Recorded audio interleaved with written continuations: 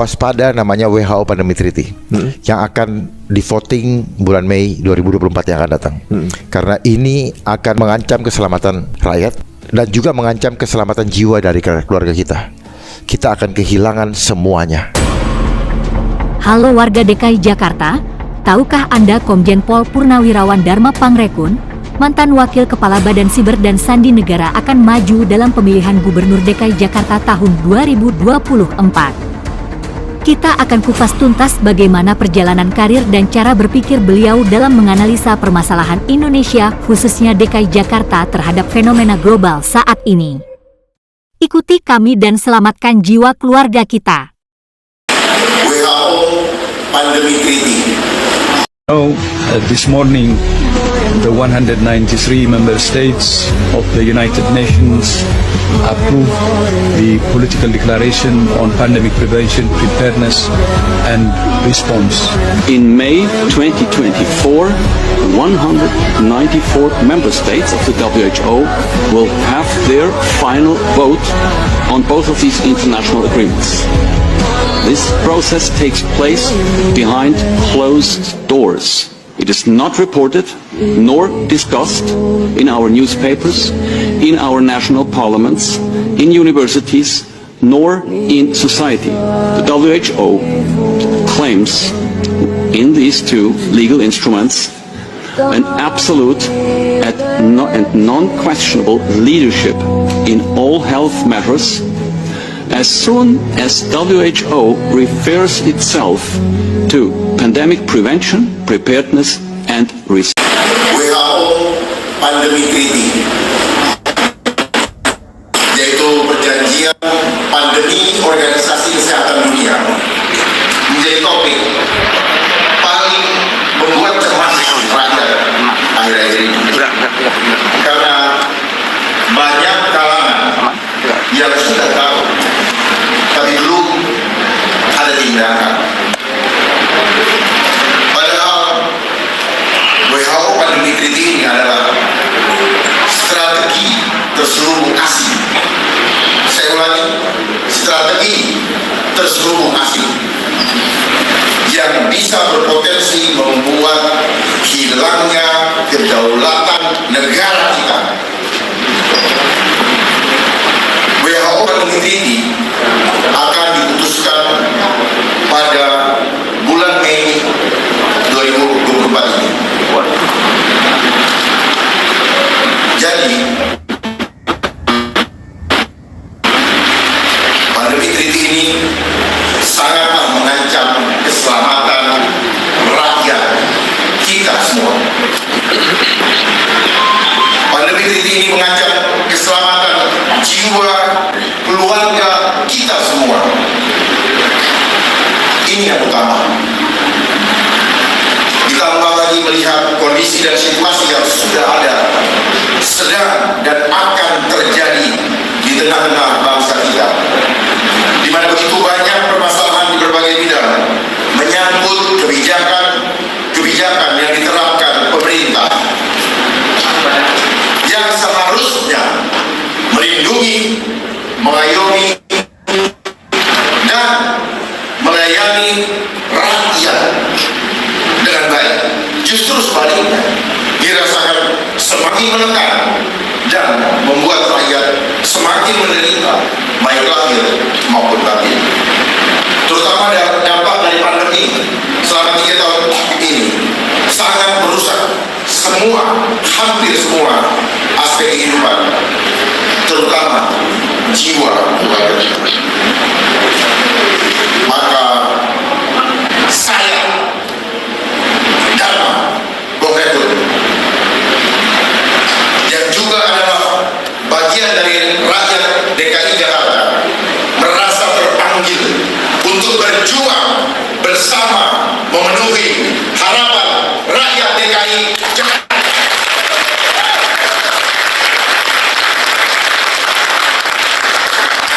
Karena kali ini sudah menyangkut keselamatan rakyat dan kedaulatan negara yang kita cintai bersama. Oleh sebab itu, pada kesempatan yang baik ini saya akan menyampaikan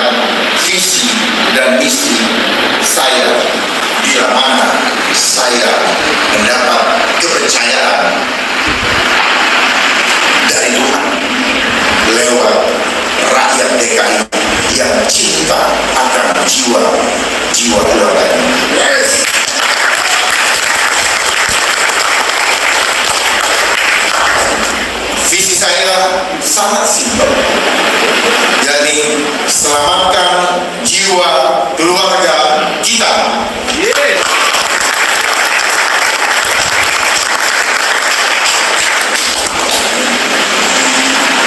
Maknanya adalah menjadikan keselamatan di mana perlindungan, layanan, dan ayoman kepada rakyat, terutama jiwa keluarga dari masyarakat DKI Jakarta, menjadi prioritas utama dan hukum tertinggi.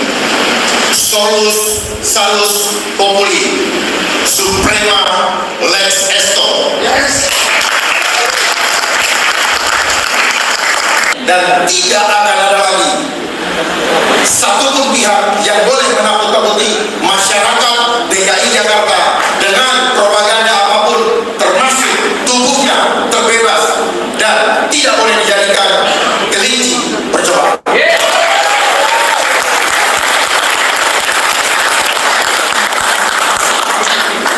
Namun semua yang saya sampaikan di atas tadi akan hilang semuanya bila pandemi treaty berjalan.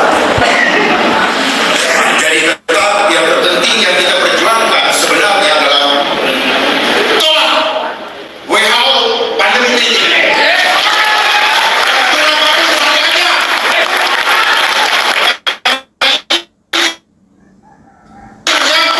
Keselamatan jiwa keluarga kita.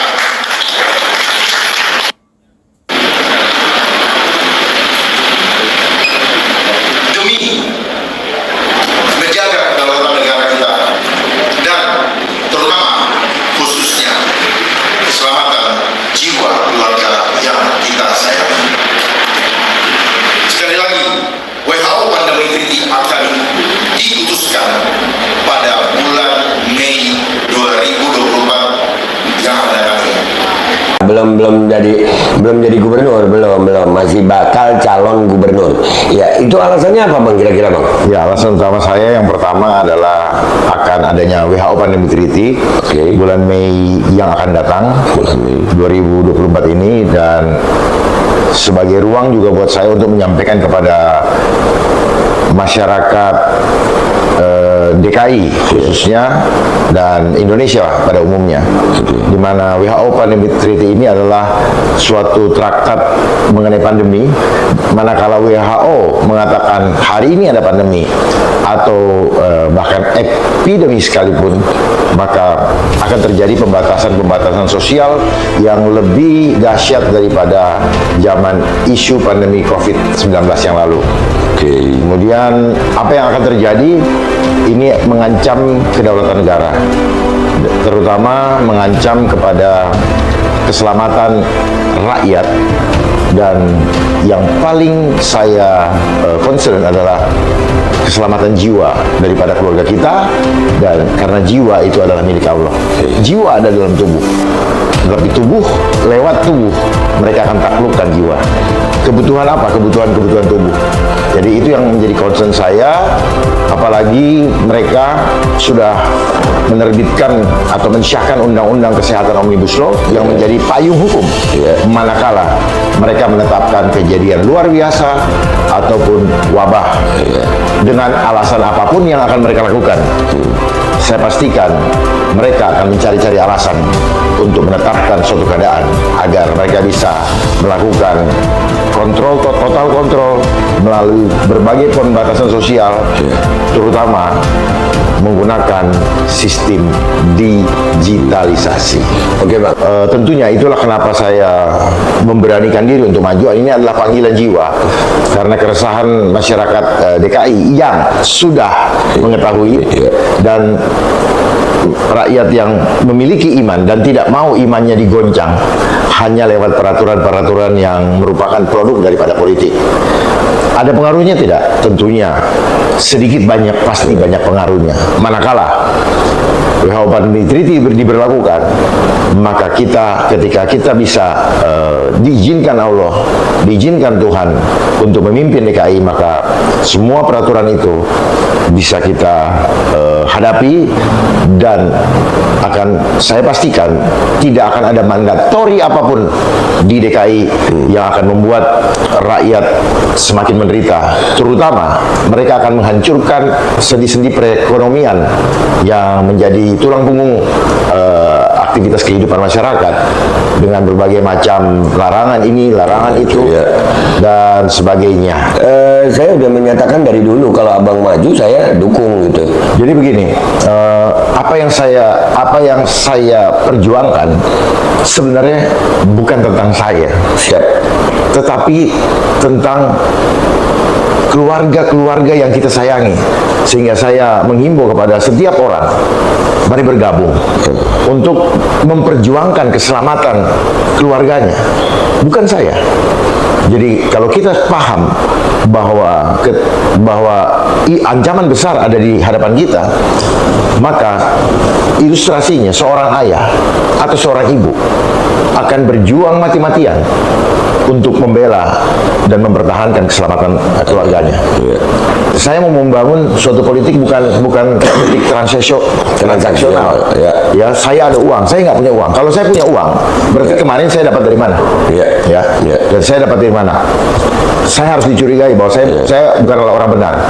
Ya, walaupun saya ngomongnya kelihatannya manis. Ya banyak itu bang. Nah dari sini mari, kalau Babe Aldo punya keluarga, maka saya menghimbau kepada Babe Aldo, mari bergabung, perjuangkan keselamatannya keluargamu, karena ini menyangkut masa depan generasi muda kita. Hari ini kita gagal, maka 2024, kalau 2024 ini kita tidak diizinkan Tuhan untuk memenangkan pertarungan ini, maka 2024 sampai 2029 kita masuk dalam masa kesukaran besar, karena mereka akan semakin merajalela. Dan 2030 kita akan masuk dengan mereka akan membawa kita dengan melenggang ke suatu era baru yang disebut dengan one world government, new world order, one world currency, dan one world religion, di mana seluruh agama akan mereka persatukan dalam atas nama toleransi. Sunday Law. Bahwasanya ada beberapa pasal dalam undang-undang ini yang menurut abang berbahaya itu. Sangat berbahaya. Sangat berbahaya. Sangat berbahaya. Kalau boleh tahu apa itu bang? Ya, ini undang-undang Omnibus Law nomor 17 tahun 2023 yang sudah ditandatangani oleh Bapak Presiden. Ada 3 pasal yang perlu dipahami oleh pemirsa sekalian. Yang pertama, pasal 4. Pasal 4 di situ di dalam ayat 2 dikatakan dalam keadaan kejadian luar biasa atau wabah, maka merawat diri mandiri itu tidak diizinkan. Terus yang ayat berikutnya, kita tidak boleh menolak manakala itu sudah menjadi program pelayanan kesehatan. Itu ayat 4. Jadi kita nggak boleh menolak. Sementara menolak ini adalah hak dasar daripada seorang manusia, dan itu free will dari Tuhan. Kita boleh, makanya dibilang ada sunnah, ada wajib. Nah, ini adalah mereka mewajibkan kita. Kita tidak boleh memilih, tetapi Tuhan memberikan kita free will. Rekan-rekan muslim, saudara-saudara saya yang muslim, apalagi ini mau masuk bulan puasa, dia punya iman bahwa dia harus berpuasa, maka tidak ada satu undang-undang pun yang boleh melarang. Ya, betul. Satu lagi, iman daripada saudara muslim tidak boleh memakan daging babi. Contohnya. Maka undang-undang ini, tidak ada satu undang-undang pun yang boleh memaksakan mereka. Betul. Nah, di sini apa saja yang mereka mau masukkan tanpa kita boleh tahu dan kita tidak boleh menolak. Diwajibkan itu. Tidak boleh menolak, karena di dalam pasal 295 tadi, pasal 4 295, apabila upaya kesehatan yang menjadi program pemerintah, maka mereka bisa melakukan tanpa persetujuan. Aduh. Nah, kalau pandemi kemarin kan kita boleh menolak masih ya? Karena belum undang-undang. Iya, karena belum undang-undang. Masih PP. Dan ini sebetulnya sudah berlaku nih bang? Sudah. Karena dia masih tertunda-tunda karena kemarin masih ada judicial review oleh ID. Sayang ID tidak tidak menyoroti hal yang paling mendasar, yaitu hak asasi manusia, menolak. Nah, di pasal 400 dikatakan bahwa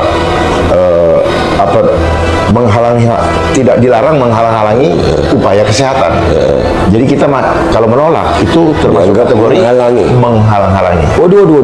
Dan pasal 446 sanksinya pidana denda 500 juta per orang. Nah itu kalau umpamanya rakyatnya udah miskin begini terus menolak, dendanya dari mana? Pidana berarti. Nah, sementara kemiskinan ini adalah by design. Jadi ini yang mau kita lawan, itu bahayanya guys. Ya. Oke bang. Oke, kita kembali ke masalah politik ini bang. Silakan. Iya. Ini masalah politik. Iya. Karena ini produk politik. Ini kan berarti kan produknya DPR nih. Ya, ini produk politik. Iya, produknya politik. Karena untuk memuluskan rencana politik. Untuk rencana politik global gitu ya. Iya. Ya, jadi makanya Jadi pentingnya tidak lepas dari politik. Iya, Itulah makanya yang mendorong saya kenapa saya mau maju. Kenapa? Ternyata politik sampai rumah tangga diatur, iman diatur. Ini adalah undang-undang yang merangkum semua keimanan orang. Artinya mendiskrap semua keimanan orang. apapun agamanya. Siap. Karena apa? Hak dasar daripada setiap manusia apapun nama agamanya, dia boleh menolak. Saya concern kepada kata menolak. Tapi kalau ada orang yang mau menerima, itu adalah hak asasi juga. Jadi kita hanya memperjuangkan hak menolak. Nah, manakala misalnya ada yang mengatakan seperti tadi harus ini, ingat kita negara Pancasila. Negara Pancasila bicara sila pertama ketuhanan yang Maha Esa. Kita sebenarnya berasal dari satu Tuhan yang sama. Tidak ada yang bisa pungkiri itu. Cara bernafas kita, cara pendengaran kita, berarti kita berasal dari satu produk ilahi.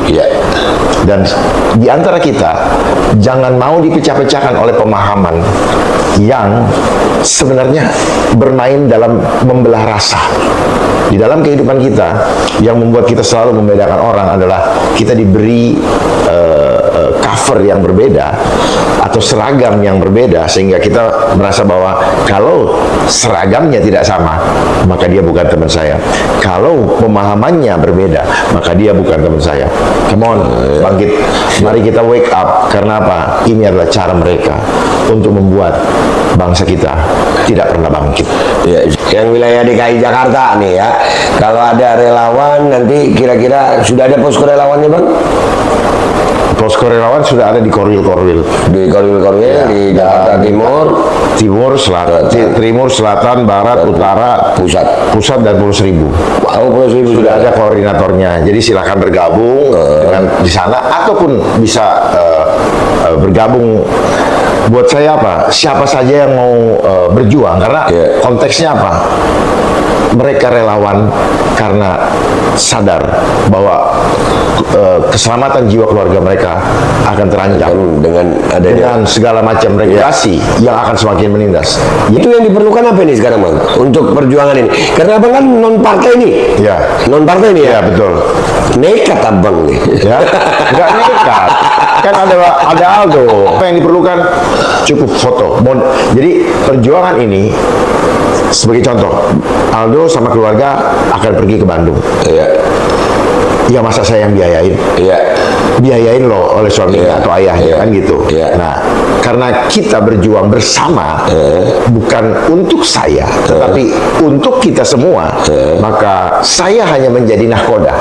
Seperti zaman Nuh, kita masuk ke dalam satu bahtera, saya menjadi nahkoda. Modalnya apa? Biayai diri masing-masing hanya dengan satu KTP, dengan KTP difoto dan mengisi surat dukungan dengan tanda tangan basah. Itu. Ini adalah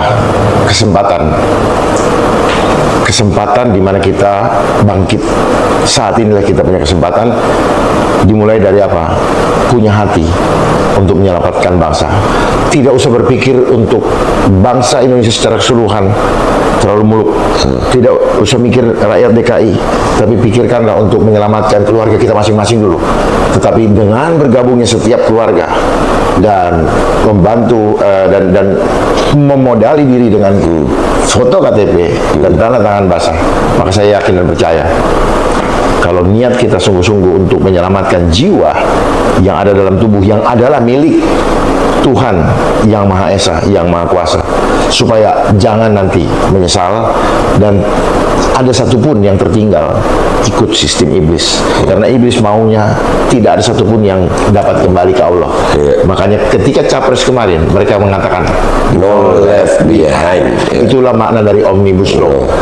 Omni itu semua, bus itu alat angkut. Makanya mereka mau angkut semua jiwa-jiwa yang runtuh imannya karena mengambil keputusan-keputusan hidup yang menggambarkan imannya. Sehingga sering kita mendengar, mau bagaimana lagi? Mau bagaimana lagi? Ketika kita terucap mau bagaimana lagi, berarti saat itu kita sudah tunduk, sudah kalah. Kita memutuskan untuk ikut. Hanya karena apa? Kita mempertahankan urusan kenikmatan tubuh. Tetapi jiwa kita binasa. Dan saya menghimbau, tetaplah berjalan dalam kebenaran, walaupun dunia mengucilkanmu. Saya mengucapkan selamat menunaikan puasa, dan kiranya tetap bisa bertahan selama sebulan, dan kesempatan puasa ini kita manfaatkan betul-betul untuk ikhtiar dan tawakal kepada Tuhan. Kita doa bahwa kuasa Tuhan yang berkuasa, bukan uang. Siap, mari kita buktikan bersama. Saat inilah kesempatannya bagi Indonesia untuk bangkit. Now or never, merdeka atau mati.